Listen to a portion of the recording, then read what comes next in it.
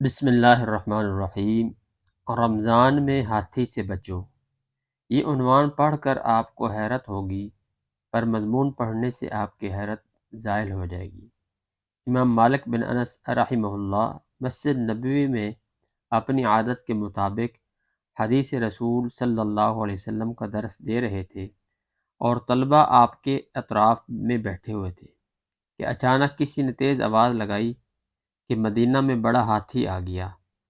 اہل مدینہ نے اس سے پہلے ہاتھی نہیں دیکھا تھا، کیونکہ مدینہ میں ہاتھی نہیں پائے جاتے، تو تمام شاگرد ہاتھی دیکھنے کے لیے دوڑ پڑے، سوائے یحییٰ بن یحییٰ اللیثی رحمہ اللہ کے۔ امام مالک رحمہ اللہ نے ان سے کہا کہ تم کیوں نہیں گئے؟ تو کیا تم نے اس سے پہلے ہاتھی دیکھا ہوا ہے؟ اس پر یحییٰ بن یحییٰ اللیثی رحمہ اللہ نے کہا کہ میں مدینہ امام مالک کو دیکھنے آیا ہوں، نہ کہ ہاتھی دیکھنے۔ اگر ہم اس قصے پر غور کریں تو ہمیں معلوم ہوگا کہ صرف ایک طالب کو اس کا ہدف یاد تھا کہ وہ مدینہ کس لیے آیا ہے، اس لیے وہ اپنی جگہ سے نہیں ہلے، جبکہ دوسرے دو بھاگ پڑے۔ آج ہمارے زمانے میں بھی ہاتھی آتا ہے، پر آج اس کی شکل اور طریقہ مختلف ہے، خصوصاً رمضان میں، جہاں لوگ دو قسم کے ہوتے ہیں۔ ایک وہ جو ہدف مقرر کر رکھتے ہیں، یہ لوگ جانتے ہیں کہ اس مہینے سے وہ کیا فائدہ حاصل کرنا چاہتے ہیں۔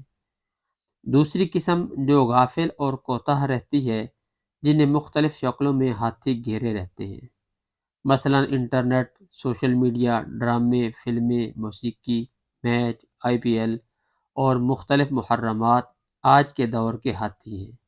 اللہ تعالیٰ نے رمضان کا مہینہ عطا کر کے بڑا انعام فرمایا ہے، جو مہینہ ہے نیکیوں میں سبقت حاصل کرنے کا، نیک اعمال کے ذریعے جہنم سے آزادی حاصل کرنے کا، رحمان کا تقرب حاصل کرنے کا۔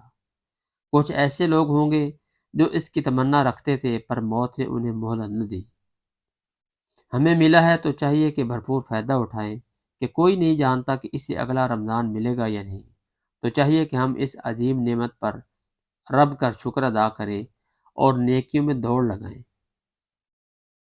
وَعَجِلْتُ إِلَيْكَ رَبِّ لِتَرْضَىٰ، اپنا شعار بنائیں، یعنی کہ اے اللہ، اس لیے میں جلدی آیا آپ کے پاس تاکہ میں آپ کو راضی کروں۔ اللہ تعالی ہمیں عمل کرنے کی توفیق عطا فرمائے، آمین ثم آمین۔